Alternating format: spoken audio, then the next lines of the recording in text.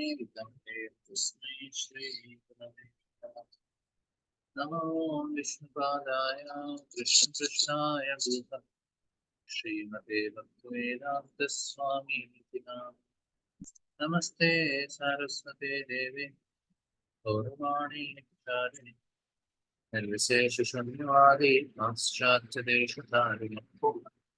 जय श्री कृष्ण चैतन्य प्रभु नित्यानंद श्री अद्वैत गदाधर श्रीवासदि गौरभक्त। हरे कृष्णा कृष्ण कृष्ण हरे हरे हरे राम राम राम हरे हरे। हरे कृष्णा। आप सबका स्वागत है आज के हमारे भगवत गीता कक्षा में। हम लोग पढ़ रहे हैं इधर भगवत गीता का चौथा अध्याय। इसमें भगवान समझा रहे हैं कैसे इतने सारे अलग अलग हमारे यज्ञ दिए गए हैं। यज्ञ करना बहुत जरूरी है ताकि हम लोग अपने कर्म से छुटकारा प्राप्त कर सकते हैं, नहीं तो कर्म बंधन में फंस जाएंगे। तो उसके लिए भगवान ने अलग अलग प्रकार के यज्ञ दिए हैं। तो कौन सा यज्ञ मेरे लिए लागू होता है वो हमें पता चलता है गुरु के द्वारा। इसलिए भगवान बोलते हैं आप गुरु का शरण लीजिए। इसलिए श्लोक में बोला भगवान ने तद्विद्धि प्रणिपातेन परिप्रश्नेन सेवया उपदेक्षन्ति ते ज्ञानम ज्ञानिनस्तत्त्वदर्शिनम्। जो ज्ञानी है वो तत्वदर्शी है, जानते हैं हमारे लिए क्या है गुरु, तो वो समझाएंगे। तो हमने कल चर्चा किया कि गुरु के क्या क्या योग्यता होनी चाहिए। दो चीज है इधर बताया, को शास्त्रों का ज्ञान होना चाहिए और तत्वदर्शी भी होना चाहिए, उसके अनुसार उनका जीवन भी चलना चाहिए।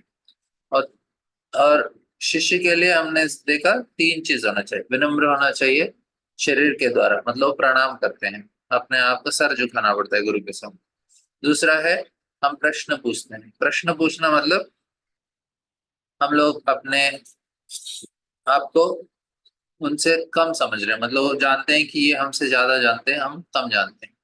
तो ये हो गया दूसरा। और तीसरा है इसमें हम लोग गुरु का सेवा करते हैं। सेवा मतलब मन के साथ अपने विनम्रता को व्यक्त कर रहे हैं कि हाँ मैं इनसे छोटा हूँ तो इसलिए मुझे इनका कृपा याचना कर रहे हैं, मतलब उनका सेवा कर रहे हैं हम लोग। तो ये तीन चीज होता है बहुत जरूरी और महत्वपूर्ण। तो इस प्रकार से हमने देखा कि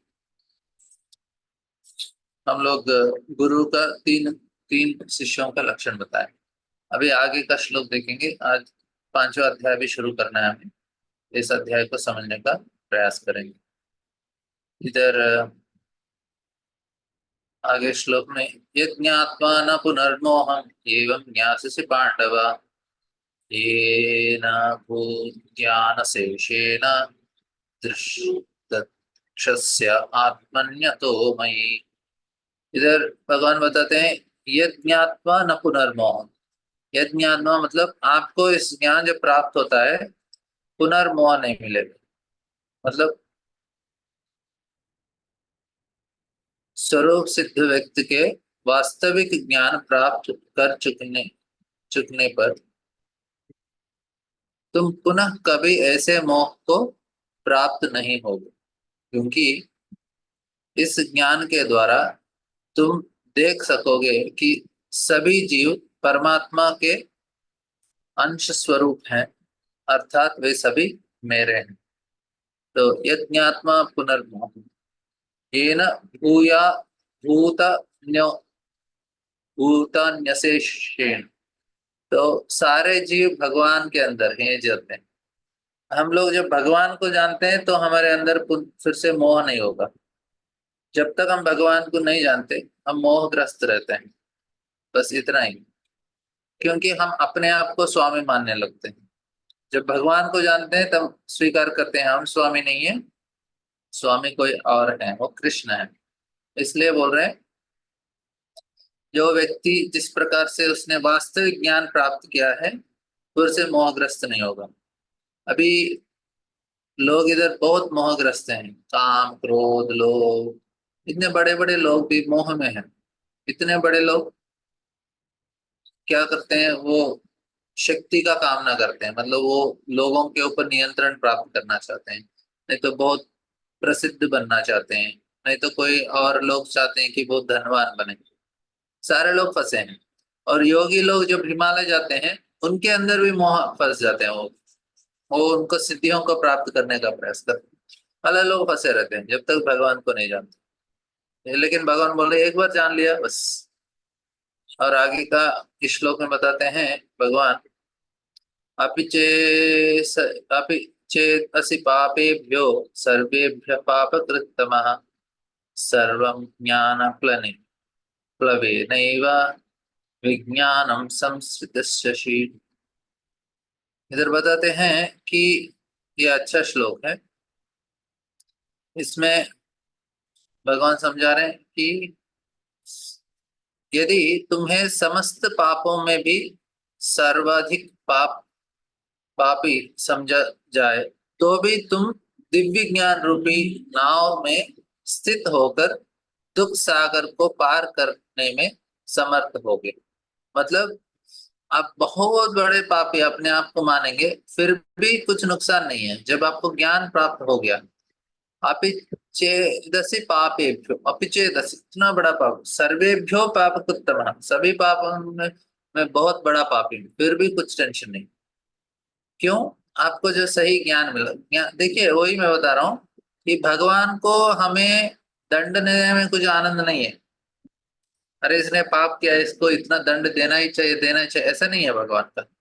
जब व्यक्ति का हृदय परिवर्तन हो जाता है भगवान उसे माफ कर देंगे, कितना भी बड़ा पापी हो। रावण को भी भगवान माफ करने के लिए तैयार है जब उसके हृदय में अंदर परिवर्तन आ गया। कैसे किस प्रकार से माँ अपने बच्चों को माफ कर देती, कितना भी बड़ा पाप कर दिया उसने बोला माफ कर दो मैं ऐसा गलती हो गया, उसके हृदय के अंदर परिवर्तन दिखाई दिया तो भगवान माफ कर देंगे। तो इधर भी भगवान चाहते हैं कि हमारे हृदय में परिवर्तन हो, बस इसी के लिए भगवान सारा प्रयास करते हैं ताकि हम हृदय के अंदर परिवर्तन हो, हम अच्छे बन जाएं। इसके लिए भगवान चाहते हैं, ये सारा चीज भगवान आयोजित करते हैं। देखिए लोग पूछते हैं ना अच्छे लोगों को बुरा क्यों होता है।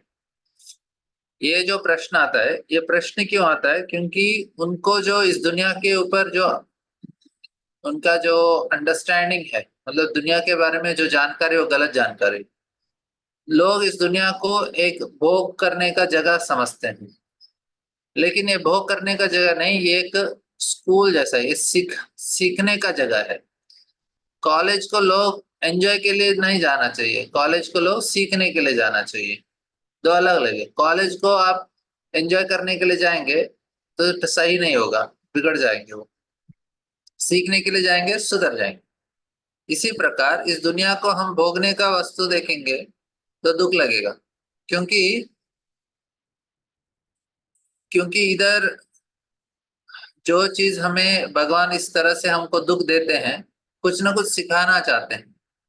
अभी आपको याद होगा आपके जीवन में कुछ ऐसे कठिन स्थिति में आप गुजरे होंगे, उस समय आपने बहुत ज्यादा सीख भी सीखा होगा। जो कठिन सिचुएशन स्थिति में हमको जिसमें अ, जो कठिन स्थिति में हमारा जो स्थिति है उसमें से हम जब गुजरते हैं तो उस समय बहुत सारा चीज हम सीख लेते हैं। उसके बाद जब बाहर निकलेंगे अभी नॉर्मल हो गए तो बोलेंगे अरे अभी तो अच्छा है, लेकिन उस समय हमने जितना कठिन अवस्था में जो सीखा है वो सबसे ज्यादा सीखा है। तो भगवान हमें सिखाना चाहते हैं, जो व्यक्ति सीखता है वो प्रगति करता है। और दूसरा है दुख का कारण होता है अपने ही किए हुए कर्म है। अपने ही किए हुए कर्म का हम दुख भोगते हैं, किसी का कारण नहीं होता है। और इसमें हमारे लिए अच्छा एक चीज है कि हमारे जो किए हुए कर्म वो निकल रहे हैं, इस प्रकार से समझना चाहिए। तो जो हम इस दुनिया को भोगने का वस्तु जैसा देखेंगे तो हर समय दुखी लगेगा। नहीं, ये सीखने का जगह है, सीखो भगवत धाम चले जाओ। इसमें आगे का 5वें अध्याय में इसके बारे में और अच्छे से भगवान बताते हैं। लेकिन इधर भगवान हमें सिखाना चाहते हैं, हमारे हृदय के अंदर परिवर्तन लाना चाहते हैं। इसलिए भगवान बोल रहे हैं आपके हृदय के अंदर परिवर्तन होना चाहिए, कितना भी पाप हो लेकिन जब आपको, तो भी तुम दिव्य ज्ञान रूप नाव में स्थित होकर दुख सागर को पार करने में समर्थ होगे। तो हमको क्या चाहिए? दिव्य ज्ञान चाहिए। इसलिए हमारे कार्य किसके रूप में करना चाहिए? यज्ञ के रूप में करना चाहिए।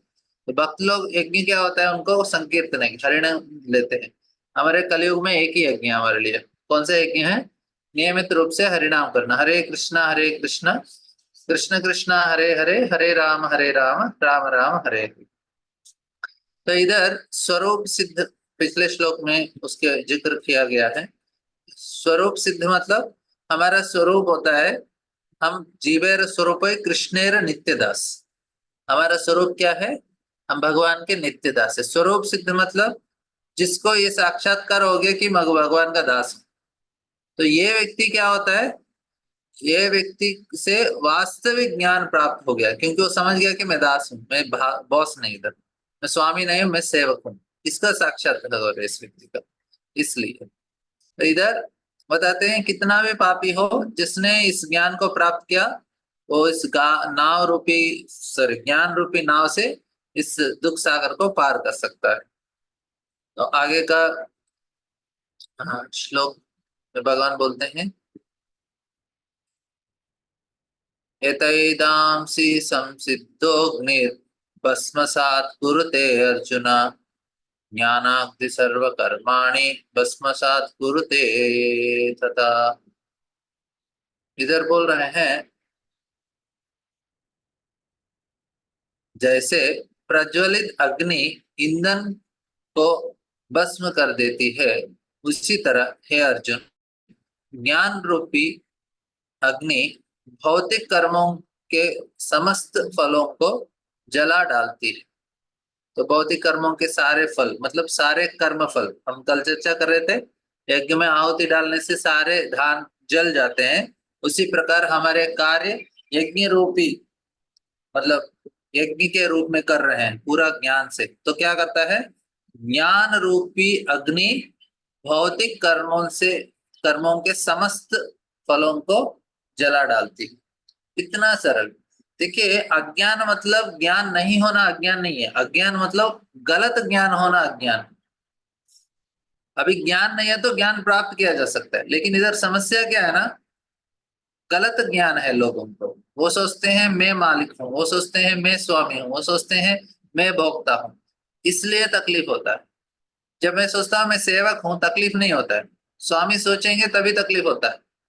तो वही बता रहा हूँ, कार्य से प्रॉब्लम नहीं है, किस चेतना में करते हैं उससे प्रॉब्लम है हमारा। कार्य से प्रॉब्लम नहीं है, कार्य तो करना ही पड़ेगा हमको, लेकिन चेतना गलत होता है ना, क्योंकि हम स्वामी मान के करते हैं, भोगने का प्रवृत्ति में करते हैं, इसलिए फंस जाते हैं। इधर वही बता रहे हैं कि जब आप ज्ञान रूपी अग्नि भौतिक कर्मों के समस्त फलों को जला डालते, तो ज्ञान हमें चाहिए। अज्ञान मतलब गलत ज्ञान होना, बस इतना ही है। तो सारे लोग को इतना गलत धारणा है, गलत ज्ञान है, सारे लोग फंसे हैं, और वो भी फंसे हैं, बाकी लोग उनके साथ जो है वो भी फंसे हैं। और माता पिता भी, क्योंकि उनको सही ज्ञान नहीं है, बच्चों को वही देते हैं, बेटा अभी कष्ट कर लेना, आगे जाके अच्छा एंजॉय करोगे, अभी कष्ट कर लेना, आगे जाके एंजॉय करोगे। तो एंजॉय करोगे, आपने लक्ष्य दिया, तब तो वो बोलेगा हाँ मुझे एंजॉय करना है, लेकिन एंजॉयमेंट तो होता नहीं है। जितना भी प्रयास करो कुछ ना कुछ तकलीफ होता है, तो उससे क्या होगा? बेचारा निराश हो जाएगा, सोच रहा है अरे सारे लोग इतना मस्त एंजॉय कर रहे हैं, अभी लोग शाम में घूम रहे हैं इधर उधर, मैं देखो कितना बदनसीब हूँ, मैं सामने बैठ के अभी कथा सुनना पड़ रहा है मुझे भगवत गीता। ये लोग तो मस्त बाजार घूम रहे हैं, इधर घूम रहे हैं, कुछ तो खरीद रहे हैं, पार्क जा रहे हैं, वो तो मस्त मजा कर रहे हैं, मेरा ही नहीं हो रहा है, मेरा ऐसा क्या बदनसीबी है। तो ऐसा हम नहीं, हम लोग जब समझेंगे कि जीवन का लक्ष्य भोगना नहीं है, सीखना है और ज्ञान प्राप्त करना है, तो हमें यही अच्छा लगेगा, फिर हाँ यही तो करना है मुझे, यही चीज है। उस चीज को बदलना जरूरी है। अभी बोलेंगे प्रभु जी एंजॉय नहीं करना है तो इतना क्यों करना है कष्ट। आगे का 5वें अध्याय में भगवान उसको अच्छे से समझाते हैं, ज्ञान योग क्या है, उसमें आपको और अच्छे से समझाए, क्योंकि इतना क्यों भगवान बताना चाह रहे हैं, भगवान बोल रहे हैं इतना क्यों सिखा रहे हैं। एंजॉय ही करना है तो भगवत गीता का जरूरत ही नहीं है। अर्जुन को पहले बोलते ठीक है अर्जुन मजा कर ले। अर्जुन बोले मुझे मजा नहीं करना है, मुझे सही ज्ञान दीजिए, मुझे ऐसा ज्ञान से दूर दूर जाना है। भगवान बोले ना स्वर्ग तो मिलेगा ही मिलेगा, अर्जुन बोले स्वर्ग नहीं चाहिए मुझे। क्यों? क्योंकि उससे ज्यादा हमको प्राप्त किया जा सकता है। मनुष्य का जीवन ऐसा है कि जानवर, इसमें बहुत सारा कष्ट दिया है भगवान ने। कुछ लोगों को बनाया, लेकिन बहुत सारे ऐसे। तो इधर आगे का श्लोक में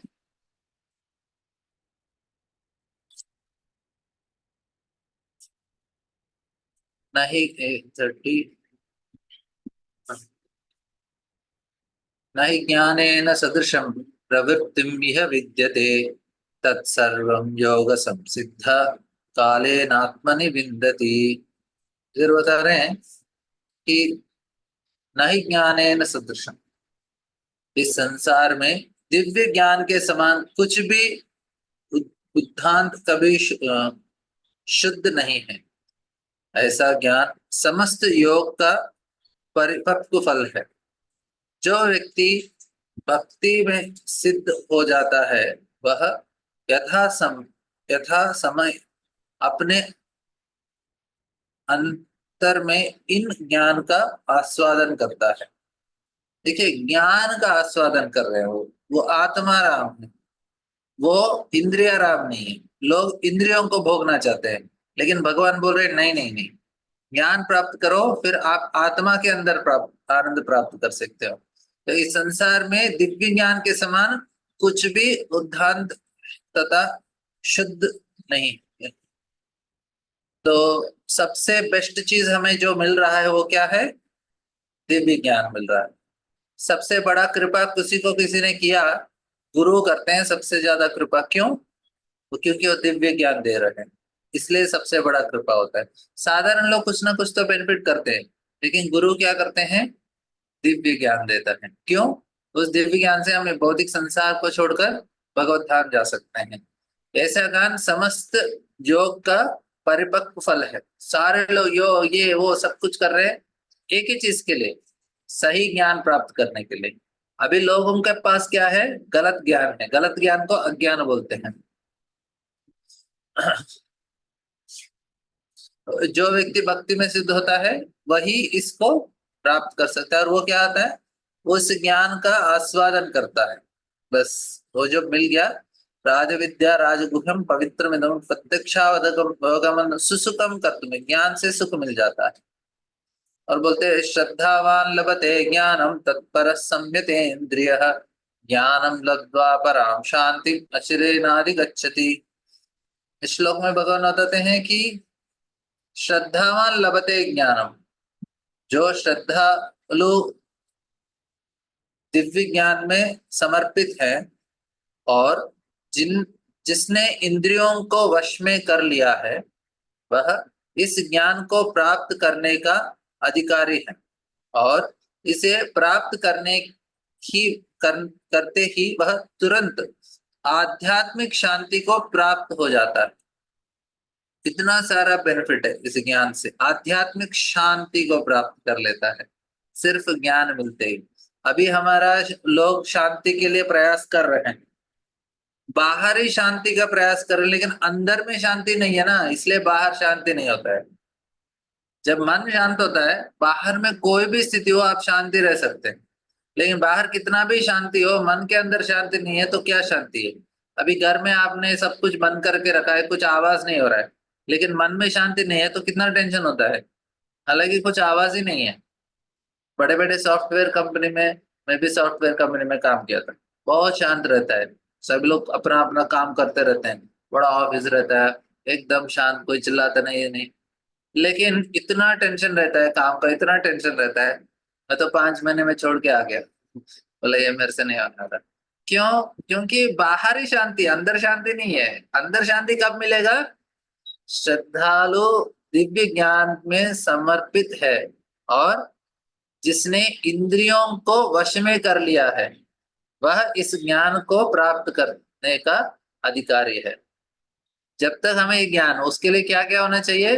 हमें पहला क्या है? श्रद्धालु होना चाहिए, समर्पित होना चाहिए, इंद्रियों को नियंत्रण करना चाहिए, तब जाके ज्ञान मिलेगा। ऐसा कोई सिनेमा देख रहा है, फिल्म एक्टर है, क्रिकेटर है, बड़े बड़े राजनेता है, इनको नहीं मिलने वाला ज्ञान। बोलेंगे प्रभु जी ये तो मस्त मजा कर रहे हैं, इतना पैसा, इतना पावर है, ये है, नाम है, वो है, लेकिन क्या नहीं है? मन आध्यात्मिक शांति नहीं है उनको, समझ रहे हैं आप? अंदर में शांति नहीं है, बाहर रूप से तो बहुत दिखावा है, लेकिन अंदर में क्या है? पूरा दुख से भरा है। वह इस ज्ञान को प्राप्त करने का अधिकारी है, और इसे प्राप्त करते ही वह तुरंत आध्यात्मिक शांति को प्राप्त करता है। हमें जरूरी क्या है? आध्यात्मिक शांति जरूरी है, और इसे प्राप्त करना चाहिए। जब ये व्यक्ति प्राप्त करता है, कोई भी सिचुएशन में रहेगा, कोई भी परिस्थिति में होगा उसका जीवन में, वो सिर्फ शांत रह सकता है, क्योंकि अंदर में शांति है उसका। बाहर अभी अर्जुन युद्ध कर रहे हैं, अभी अर्जुन युद्ध कर रहे हैं, तो उनका मन में शांति है या नहीं? है। क्यों? क्योंकि भगवान का ध्यान में।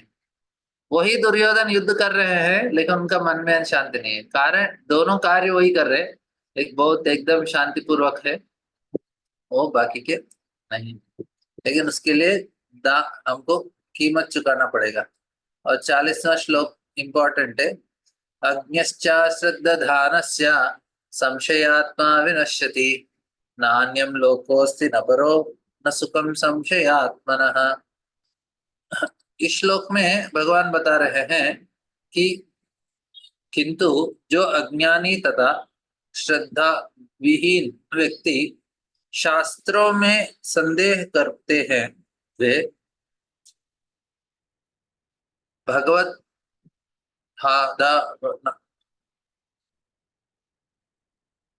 भगवत भावना अमृत नहीं प्राप्त करते, अपितु नीचे गिर जाते हैं। संशयात्मा के लिए न तो इस लोक में न ही परलोक में कोई सुख है। तो संशयात्मा विनश्यति, जो अज्ञानी तथा श्रद्धा विहीन व्यक्ति, दो चीजें अज्ञान में। अज्ञान मतलब मैंने क्या बताया? अज्ञान मतलब गलत ज्ञान होना, और श्रद्धा विहीन व्यक्ति, श्रद्धा मतलब आदर होना, श्रद्धा मतलब आदर देना। जो व्यक्ति आदर नहीं दे रहा शास्त्रों को, गुरु को, भगवान को, इस ज्ञान को, और जिसके पास गलत ज्ञान है, तो ये सारा चीज तो है ही। अभी भगवत गीता लोग उसके ऊपर इतना श्रद्धा नहीं, उसको आदर नहीं देते। अरे भगवान ने इतना कष्ट करके बताया, तुम थोड़ा समझने का तो प्रयास करो, सीखो उसको क्या बताना चाहते हैं। एक बार तो पढ़ना चाहिए ना जीवन में। इतना सारा पुस्तक पढ़ते हैं, इतना सारा अखबार पढ़ते हैं, इतना सारा न्यूज चैनल, ये उनको टाइम नहीं मिलता एक छोटा पुस्तक 700 श्लोक का भगवत गीता पढ़ने के लिए। क्यों? श्रद्धा विहीन है और अज्ञान में, मतलब गलत ज्ञान भी है। तो ऐसे व्यक्ति शास्त्रों में संदेह करते हैं, बोलते अरे भगवत गीता पता है, कुछ तो कर्मयोग करना है। अरे कर्मयोग क्या है, किसको पता है? कर्मयोग मतलब यज्ञ करना है। कितने लोग कर रहे कर्म? वे भगवत भावनामृत नहीं प्राप्त कर सकते, और अपितु नीचे गिर जाते हैं, उनका पतन हो जाता है।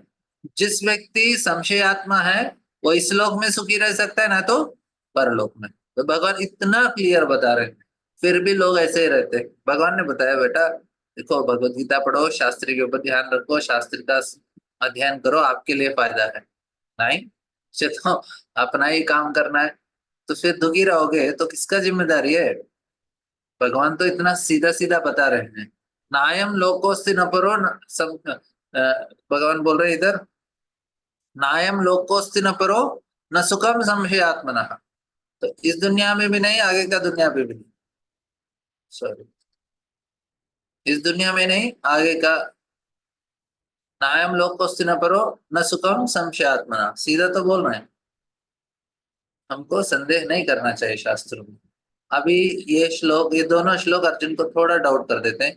योग संन्यस्त कर्माणा ज्ञान संचिन्न संशयम आत्मा आत्मावंतम न कर्माणि निबद्धन्ति धनंजय। इधर भगवान बोल रहे हैं, ये श्लोक थोड़ा अर्जुन को डाउट आ जाता है इसमें। आगे मैं बताता हूँ क्या डाउट आएगा। इधर बोल रहे हैं, जो व्यक्ति अपने कर्म फलों का परित्याग करते हुए भक्ति करता है, और जिसके संशय दिव्य ज्ञान द्वारा विनष्ट हो चुके होते हैं, वही वास्तव में आत्म आत्मा परायण है, हे धनंजय, वही कर्मों के बंधन से नहीं बंधता है। तो इधर सारा चीज उसी चीज को मतलब उसी को सूचित करते हैं भगवान, कैसे हमें कर्म बंधन से छुटकारा प्राप्त करना चाहिए। तो वही व्यक्ति अपने कर्म फलों से परित्याग, तो क्या कर रहे हैं वो, कर्म फलों को परित्याग करते हुए, भक्ति करते हुए, और जिसने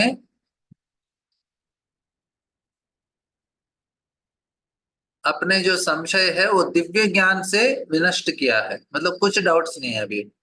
और फिर उसके बाद क्या हो उसका, वो वही वास्तविक आत्म परायण है, मतलब आत्मज्ञान प्राप्त किया है, हमने भी कल चर्चा किया।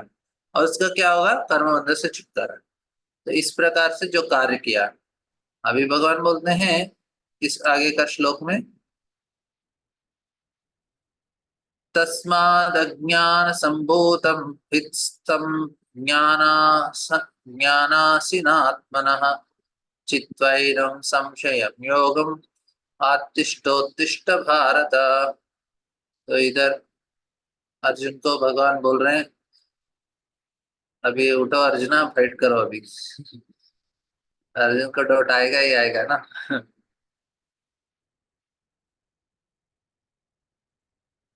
इसका अनुवाद ऐसा है, इधर बोल रहे भगवान, अतएव तुम्हें हृदय में अज्ञान के कारण जो संशय उठे हैं, उन्हें ज्ञान रूपी शख्स से काट डालो।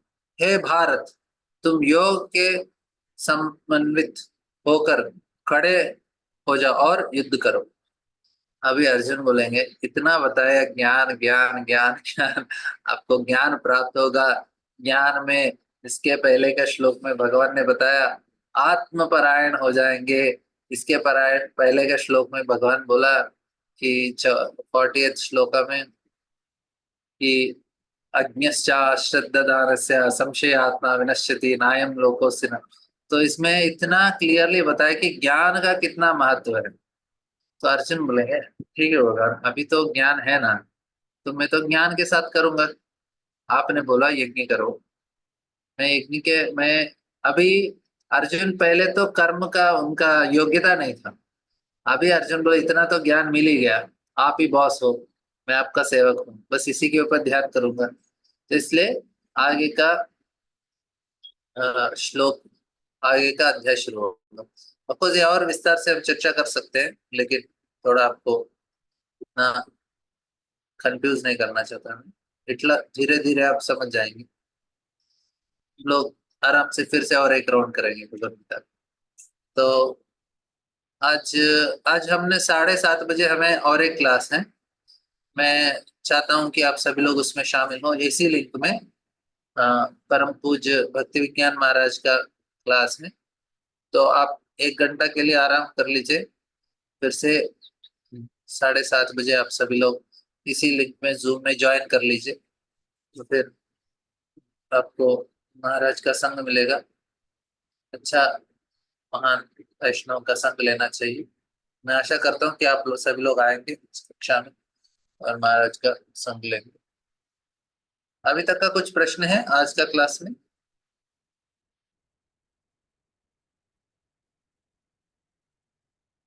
आप सभी लोग, मैं आशा कर रहा हूँ कि आप सभी लोग भगवत गीता पढ़ रहे हैं, जो हम लोग चर्चा कर रहे हैं। आप भी पढ़ लीजिए तो याद रहेगा, नहीं तो फिर भूल जाएंगे। हालांकि बहुत सारा चीज है, मैं बता नहीं रहा हूँ, क्योंकि इतना सारा सुनेंगे तो भी मुश्किल हो जाता है, तो इसलिए थोड़ा थोड़ा भूल जाएंगे। तो मैं चाहता हूँ कि आपको भगवत गीता में पूरा में क्या है वो एक बार आप समझ लें, तो फिर आगे जाके फिर और एक बार पढ़ेंगे तो और धीरे धीरे और अच्छे से समझ में आएगा। एटलीस्ट आपको एक कॉन्फिडेंस तो आएगा कि हमको पता है भगवत गीता में क्या है। इसलिए मैं थोड़ा एक आपको संक्षिप्त रूप में बताने का प्रयास कर रहा हूँ। अभी आप लोग सभी लोग, मैं आशा करता हूँ 7:30 बजे आप जूम में एक 5 मिनट पहले ज्वाइन कर लीजिए। 7:25, ठीक है। हरे कृष्ण। ग्रंथराज श्रीमद् भगवद गीता की जय। श्रील प्रभुपाद की।